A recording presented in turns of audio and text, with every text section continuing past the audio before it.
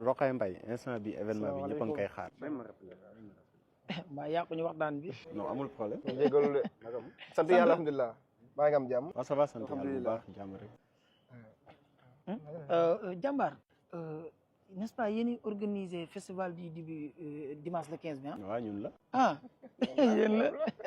ñoom la bon bon ñun nag dañ ko yëg quoi ñu ne bon pourquoi pas comme que influenceur lañ faaw ñu ñëw jëm ci dolli suñu tous maanaam jàppale leen côté communication. Ok allo Jambar non yow loolu 10 millions du ma arrangé pour communication. restaurant bu dee lay gaye. nga baal ma non du loolu image sama image ak seen kii lëkkaloowul quoi ak marketing ok jërëjëf nga baal ma. gars yi ñoo lay jégal leen ma de amul jégal problème leen ma de. moom laa koy wax léegi ma ne ko xam nga ñun ay influenceur lañ ñu ne pourquoi pas ñëw dolli suñu tous jàppale leen ci côté communication juste rek te yàlla tax quoi comprendre nga. en tant que jeune ak en jeune. tant voilà en tant que jeune ak jeune moom loolu méttiwul. mais lu tax man xaw ma leen. lu tax xamoo. lu tax xaw ma leen. xanaa doo fréquenté Twitter. waaw non Twitter nag dama faral di. parce que kii nga gis ni moom gàtt bu defee vidéo 2 heures de temps day am 38 millions de vues. 38 millions. dama bàyyi mais parfois nag réseau bi bëggee. waaw waaw bu des bu kii réseau mooy bëggee quoi. bon événement bi moom. ñi ci war a jot nañ si.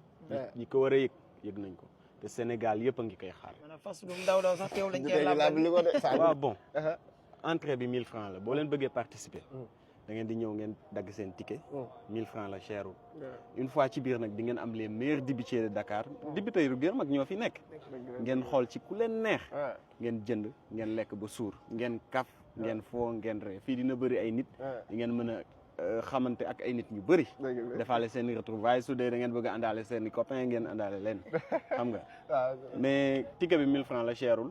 su leen neexee ngeen ñëw participer. mais communication moom merci rek. pare pour job ak ñun loolu nga wax kay. est-ce que ci la bokk sax. juróom luus na de. mais nag boobu bokk ci parce que festival des dibs la ñëpp a bëgg a lekk yàpp. mais nag saa yaa nelaw nag. ci naka. si da nga juum parce que xamul ndax yow waroon ñëw rek teel a xànjoo ay 10 millions. yow bàyyi ma. yow 30 millions de vues nan laa ko mënee même pas 24 heures nan laa ko mën a amee. loolu rek boo ko waxee mën na koo bañ a gëm. mais façon de mais xam nga bañ 10 millions ba pare di maye vidéo. loolu système de communication. waaw léegi moo la rey nag. comprendre mais loolu moo la boo ko waxee kuy fay ko 10 millions bu la maye vidéo da ngay jël. waaw mais loolu moo la rey. 30 millions de vues noo koy kii dimanche boo mënee ñëw nga paas nga ñëw sa bopp.